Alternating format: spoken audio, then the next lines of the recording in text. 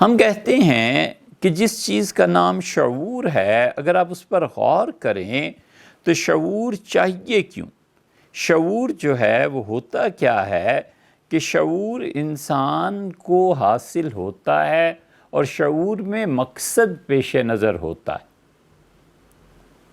یہ ہو نہیں سکتا کہ کسی کو کسی چیز کا شعور حاصل ہو اور مقصد پیش نظر نہ ہو۔ اس لیے اللہ نے انسان کو شعور دیا ہے۔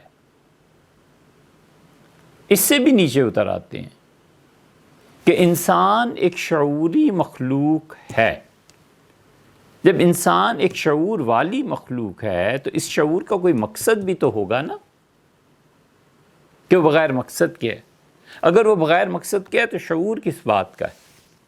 اس لیے جب اس انسان کو شعور حاصل ہے تو شعور ہونے کے بعد اس کا کوئی مقصد بھی ہوگا۔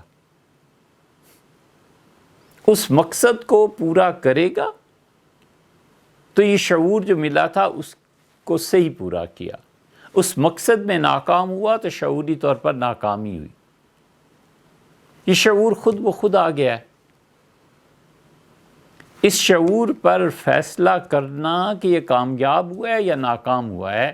اگر کامیاب ہوا ہے تو اسے انعام ملنا چاہیے، اگر ناکام ہوا ہے تو اسے سزا ملنی چاہیے۔ یہ کوئی جہان ہی نہیں ہے ایسا۔ شعوری طور پر ایک شخص اٹھتا ہے اور ایک بچے کو گولیاں مار دیتا ہے، اس کے ماں باپ کو گولیاں مار دیتا ہے اور شعور کے ساتھ مار دیتا ہے۔ اب وہ جو آدمی بچانے کے لیے آگے دوڑا تھا اور اس کوشش میں مارا گیا، اسے آپ شہید کہیے، کچھ بھی کہیے، چھوڑ دیجئے مذہب کی اصطلاحات کو، اور اس نے جو اپنی جان دے دی کہ اس خاندان کو بچا لے، یہ دونوں برابر ہو گئے، اس لیے کہ آخرت تو ہے نہیں۔ ظلم اور عدل دونوں برابر ہو جاتے ہیں، اچھائی اور برائی دونوں برابر ہو جاتے ہیں۔ سائے میں پانی پی کے مرے یا گرم تپتی ریت پر دھوپ میں سے لٹا کر مارے، دونوں برابر ہو گئے۔ اسی کی جزا سزا تو کہیں ہونی نہیں۔ اس بنیاد پر، اس تصور پر جو معاشرہ بنے گا وہ کیا ہوگا؟